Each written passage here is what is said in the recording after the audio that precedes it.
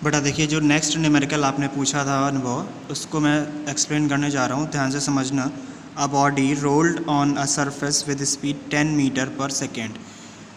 इसकी initial speed of body की कितनी थी? 10 मीटर पर सेकेंड। ठीक है बेटा। कम्स इनटू रेस्ट, यानी फाइनल वेलोसिटी क्या हो जाएगी? 0 हो जाएगी। After moving a distance of 50 metre, S कितना हो गया? 50 मीटर। ठीक है ना। Find the coefficient of friction. Coefficient of friction यानी बेटा आपको म्यू कैलकुलेट करना था। ठीक है ना। इसके बाद टेक जी इक्वल आपका कितना था? 10 मीटर पर सेकेंड स्क्वायर। हम लेट कर लेते हैं बेटा, आपका एम मास का ऑब्जेक्ट था, आपने इसको प्लेन सरफेस पे प्लेस करा दिया।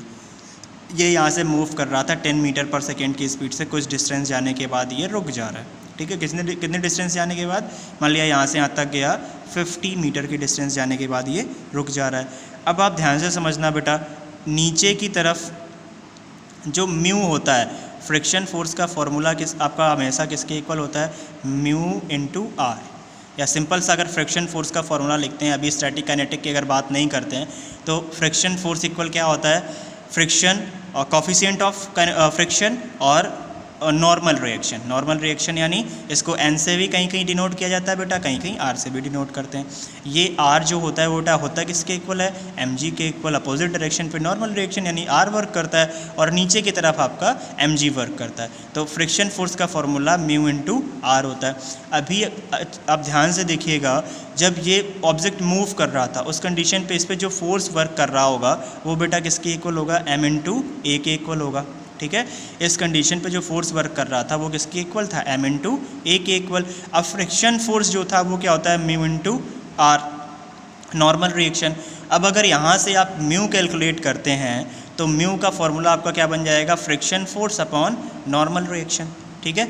जो आप बेटा ध्यान से देखना जरा, जब ऑब्जेक्ट मूव कर रहा है, मूव करने की कंडीशन पे जितना ऑब्जेक्ट पे फोर्स अप्लाई हो रहा होगा उसी के अपोजिट डायरेक्शन पे same amount of the friction force apply होता है।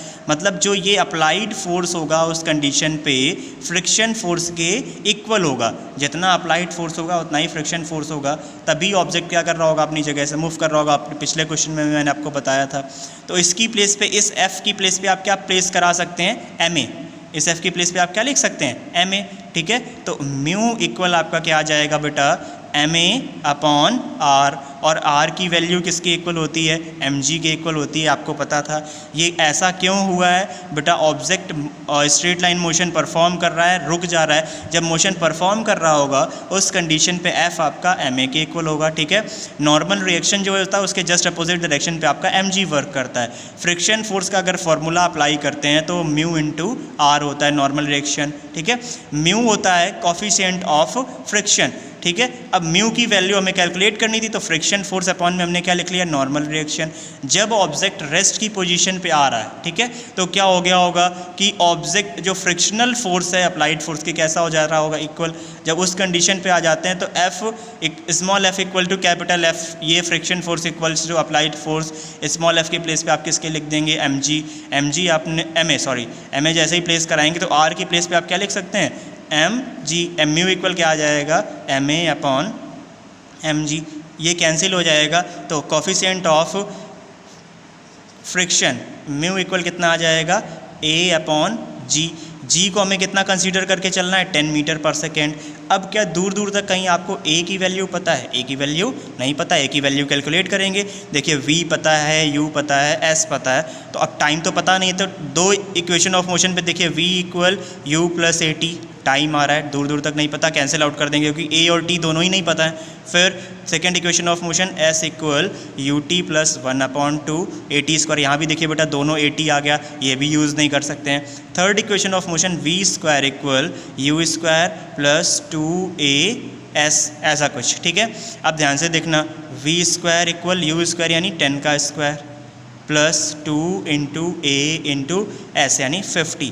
अब ध्यान से समझने वाली बात बेटा ये है कि जब ऑब्जेक्ट रुक रहा है फाइनल वेलोसिटी आपकी 0 हो रही है तो वहाँ एक्सेलरेशन तो होगा नहीं, क्या होगा, रिटार्डेशन। और जब भी रिटार्डेशन होता है तो इन तीनों इक्वेशन ऑफ मोशन पे यहाँ पे प्लस की प्लेस पे बेटा क्या हो जाना होता है, माइनस। ये आपको बताया है मैंने, हर बार बताया कि जब भी ऑब्जेक्ट की स्पीड इंक्रीज़ हो रही होगी, एक्सेलरेशन होगा, उस कंडीशन पे हम यहाँ पे प्लस यूज़ करते हैं, और जैसे ही रिटार्डेशन होता है यहाँ माइनस यूज़ करने लगते हैं। यहाँ क्या आ जाएगा बेटा, 0 का स्क्वायर। ये पूरा माइनस हम अपोजिट ले चलते हैं, प्लस आ जाएगा, ठीक है। तो 20 52 ज़ा 100 इधर आएगा तो प्लस में आ जाएगा, इक्वल में क्या आ जाएगा, 100।